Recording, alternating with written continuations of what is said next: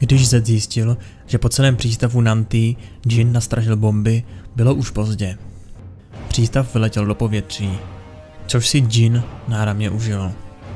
Zed by se dostal k Jinovi prchajícímu na loď a byl by ho stihl zabít. Rozhodl se ale zachránit život Shena, jeho nenáviděného nepřítele a zároveň nejlepšího přítele. Když se Shen probral, tasil na Zeda zbraň.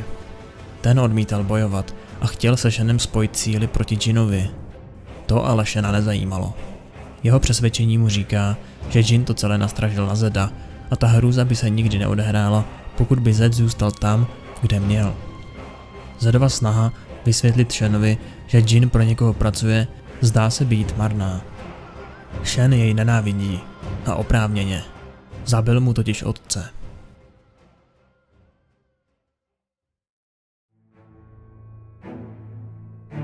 První část svého dětství prožil Zed bez rodiny pod jménem Govos. Vytíral podlahy a myl nádobí. Večer po práci chodil trénovat bojová umění. Jednoho dne potkal mistra Kusha a jeho syna Shena. Mistr mu nabídl cvičení s jeho synem, což Govos samozřejmě přijal a vnímal to jako příležitost ukázat se před Kushem. Celé hodiny mu Shen dával výprask. Byl to totiž nejlepší žák řádu Kinku.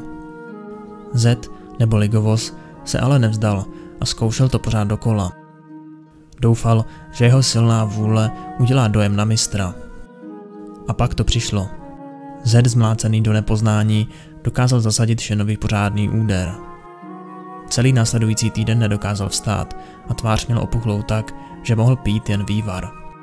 Ale Kusho a Shen za ním každý den chodili a stali se jeho novou rodinou. Později se ale dozvěděl, že když Shen viděl jeho odhodlání a jelikož znal způsoby svého otce, nechal ho potají vyhrát. Shen se nechal úmyslně zasáhnout. A Zed to dodnes vnímá tak, že všechno, co dokázal a čím se stal, byl důsledek Shenovy laskavosti.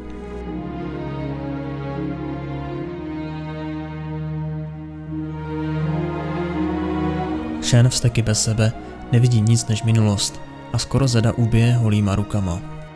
Stejně tak, jako tehdy v mládí. Můj otec tě vychoval jako vlastního syna. Proč si ho zabil, Zede? Byl jsi můj bratr. Proč, Zede? Proč?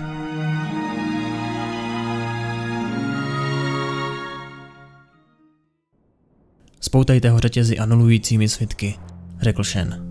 Vypálíme mu tu stínovou magii z těla a pak ho necháme, aby schnil v celé.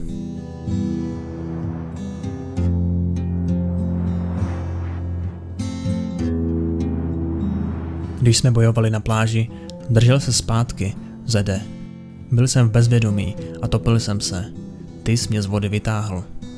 Vždycky si skrýval svou sílu, už jako dítě. Jako dítě jsem byl slabý. Rychle se z tebe stal ten nejsilnější z nás. Všechno, čeho jsem dosáhl, jsem dělal jen proto, že jsem se ti snažil vyrovnat. To samé bych řekl já o tobě, Shene, dodal Zed.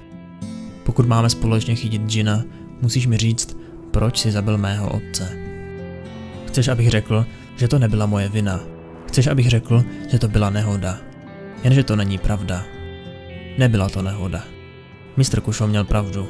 Válka by poslání Kinku chránit rovnováhu mezi duchy a lidmi poskvrnila. Už bychom se nemohli vrátit. Z Kinku by nebylo nic lepšího než klan válečníků, žoldáci, zabijáci a lovci odměn, řekl Zed. To jsou otcova slova. Ano, abychom naši vlast zachránili, musel vzniknout nový řád. Musel udělat to, co Kinku nemohlo. Ale kdybych se Kushovi jen vzepřel nebo ho porazil, ostatní by se ke mně přidali. I ty by ses ke mně přidal, Shene. A řád Kinku by byl ztracený. Abychom Kinku zachránili, museli jsme se stát jejich nepřáteli. A proto jsem musel tvého otce zabít.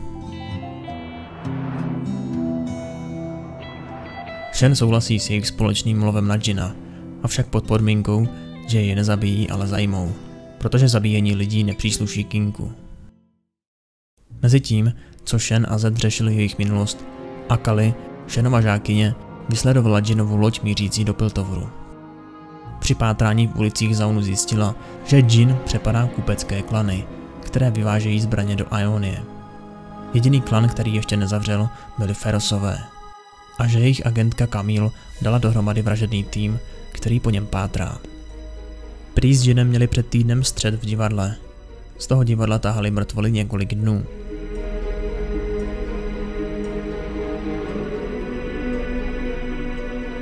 Také bychom jim měli říct, ať zjistí, kdo Jina pustil, kdo ho financuje a proč, řekl Zed. Na tuhle otázku už ses mě ptal mockrát, jako by to k něčemu bylo, ale ty bys měl přemýšlet nad tím, kdo Jina pustil, ne já. Pokud vím, jen 4 lidi na světě věděli, kde byl Kara-Jin uvězněn. Jevnaj, ty, já a otec. Takže skutečná otázka zní, komu si to řekl, Zede?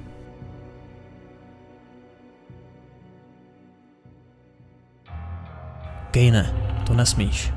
Mistr Zed říkal, že patrona nemáme vůbec rušit. Nikdy za ním nemáme chodit.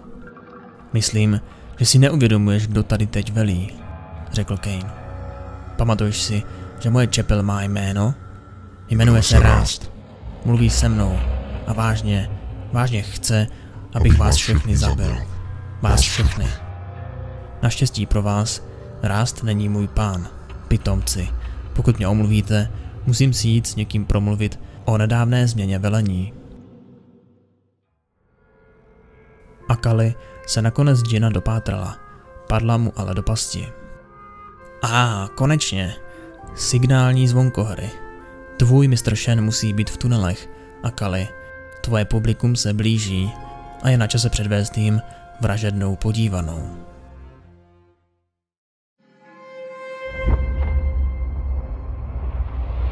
Když Shen a Zed dorazí Akali na pomoc, spatří Jinovu divadelní scénu. Shen se po Jinovi hned vrhne, okamžitě mu ale dochází, že to, po čem skočil, byla pouhá atrapa. A teď se opona zvedá. Náš příběh? Zed a Shen, duchovní bratři, leč vzájemné protějšky. Přátelství odsouzené k zániku, zrozené z otcovy krutosti. Ty jsi to Shenovi neřekl, že ne, Zede? Doufal si totiž, že ten slavný detektiv na to přijde sám. O čem to mluvíš? Řekl Shen. Jen o tom, že ty a Zed jste oba úžasné malé loutky, které visí na provázcích, řekl Jin. Skutečný umělec musí inovovat. V momentě, kdy Jin namíří na Akali, se na něj oba bezmyšlenkovitě vrhají. Jin je ale opět připraven a oba bratři končí na zemi. A teď, Zede, sleduj. Sleduj, jak tvůj jediný skutečný přítel, muž, kterému opravdu vděčíš za všechno. Sleduj, jak z něj udělám krásu.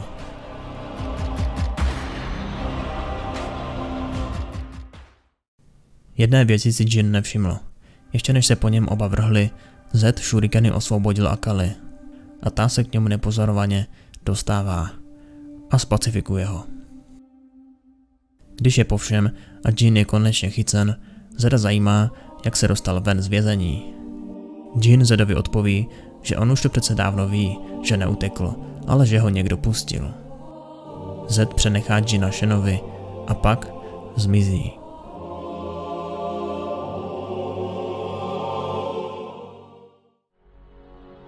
Doufal jsem, že Shen tu pravdu odhalí sám, nebo že ji prozradí Jin, ale tak to nebylo souzeno. Došlo mi, že ta touha byla sobecká. Je to tak lepší, protože takhle se Shen nedozví pravdu o svém otci. A to, že je pořád naživu. Shen pořád věří, že jsem mrtvý? Ty jsi mu o našem klamu neřekl? Řekl Kusho. Dal jsem ti slib na svou čest, pane Kusho. Ale doufal si, že přiměješ Shena, aby zjistil, kdo Jina pustil? Ano, řekl Zed. A teď hodláš říct, že jsem démon? Že jsem zašel příliš daleko, když jsem pustil Kadu Jina? Jin zničil celé město. Měl v úmyslu mě zabít. A taky tvého syna. Tvého vlastního syna. Ty jsi byl můj syn víc, než jim kdy byl Shen, dodal Kusho. Jak jsi mohl pustit Kadu Jina, pokud jsi mě chtěl zradit, existují jiní vrahové. Před všemi těmi lety si mě přesvědčil, abych nafingoval vlastní smrt. A řád Kinku tak mohl zůstat takový, jaký byl. Čistý v rámci svého úkolu udržovat rovnováhu. A my zatím mohli svobodně používat zakázanou magii a já mohl ovládnout bratrstvo na vody. Lidé chtějí zapomenout na válku, takže jim musíme hrůzy války připomenout. Ten druh hromadného masakru a hrůzy, proto jsem potřeboval džina. Lidé dobrovolně nepokleknou, dokud nemají strach. Lidé už teď věří, že útok na Nantý měli na svědomí noxíští špehové. Pojď, Zede, ještě není pozdě. Ještě pár útoků na další města a celý Ziun a pak i celá Ionie se nám pokloní. Vzhledem k plné výrobní kapacitě kašurijských zbrojnic a kontrole obchodních cest, po kterých putují zbraně, bude válka s Noxem krátká. Ano, můj žáku, o život přijde spousta lidí. Stal jsem se vrahem, protože jsem zabitím jednoho člověka dokázal zachránit spoustu. Pak to za to stálo. Ale tebe už ztráty na životech nezajímají. Naučil jsem se nestarat se o smrti rolníků a bezvýznamných lidí. Taky jsem byl kdysi bezvýznamný rolník, řekl Zed. Ano, a právě proto jsi nahraditelný. Kaine, zabij Zeda a staň se novým pánem stínů. Mistře Zede, venku čekají desítky členů našeho řádu, připraveni tě zabít a připraveni sloužit odteď mě a panu Kušovi. Vůči tobě necítí žádnou věrnost, mistře Zede. Nemají žádnou čest. Ale já vím, kdo je můj pán a kdo mě naučil cti. Od tebe, Kušo, já rozkazy nepřijímám, řekl Kain. Mistře Zede, členové našeho řádu, kteří zůstali věrní, se shromáždili v kopcích. Co mám dělat s těmi zrádci venku? Zabij je. Milerád. Zdá se, že ten tvůj student je poslušnější než ten můj. Nemáš žádnou šanci, Zede. Jediné, čeho si vážíš, je čest, Zede. Jenom čest. Muž bez cti není muž. Ano, je třeba být uznávaný. Není to tak, Govosi? Tohle jméno už nepoužívám. Ale Govos je přece tvoje původní vlastní jméno, ne? Dal ti ho tvůj otec, než tě opustil. Asi byl do svého syna zklamaný. Byl jsi jen boxovací pytel, se kterým cvičil můj syn. A když jsem ti dal jméno Usan, brečel si. Byl jsi můj užitečný nástroj. A ty jsi mě pak využil. Poslal jsi mě na tuto cestu do zapomnění. Protože jsem věděl, co doopravdy jsi. A umožnil jsem ti se tím stát. Být víc jako já, než můj vlastní syn. Pamatuješ, když tě tvoje matka konečně našla v klášteře? Na schodech naříkala, aby se zvrátil domů, ale ty jsi odmítl být jen pozdravit a dovolil si, aby ji odtáhli pryč. Jevna tě milovala. Ta dívka by s tebou byla utekla, i když byla zaslíbena mému synovi. Ale ty jsi s ní neutekl. Všem tě měl rád jako bratra, ale ty se rozhodl skrývat před ním pravdu. Místo toho se rozhodl zabíjet, stejně jako se rozhodl být vrahem. Ne kvůli mně, ale kvůli tomu, že chceš moc. A neexistuje větší moc, než schopnost zabíjet. Já vím, kdo jsem. Tak proč neútočíš, Zede? Pořád kvůli cti? Ne, protože si používal moc stínů příliš rychle, už teď slábneš. Možná, že z této magii propadl, když jsi si vyzkoušel. Ale kdy? Před pár měsíci? Já strávil ovládáním této temnoty celý život. Teď už nejsi můj mistr a ani se mi nevyrovnáš. Byl jsi natolik bláhový, že jsi mě zradil. Kušo, já tuto temnotu studoval a ty stíny mě osvítily.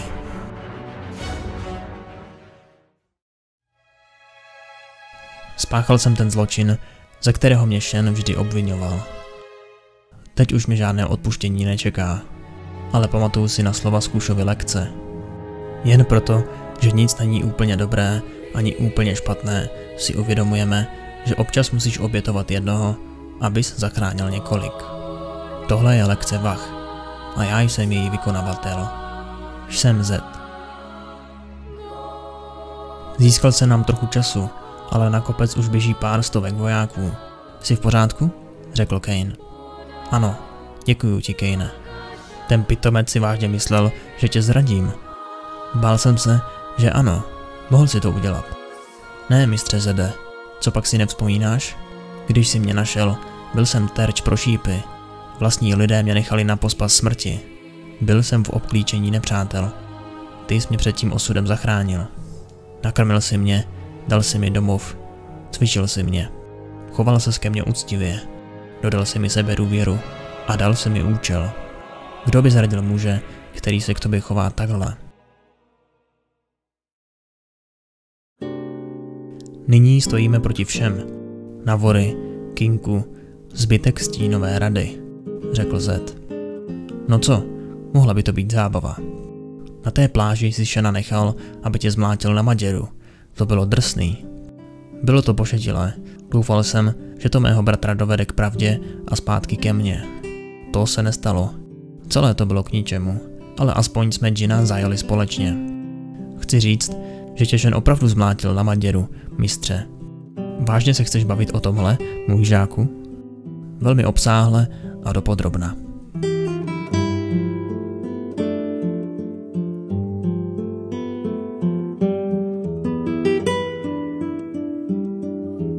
Děkujeme všem našim Patreonům, kteří podporují náš mrtvej kanál. Mockrát díky. Aby náš kanál v budoucnu obstál, museli bychom vydávat videa každý den, což je pro nás ale nemožné, jelikož se zaměřujeme na kvalitu a ne na množství videí. Proto potřebujeme vaši podporu, aby jsme v budoucnu nezanikli.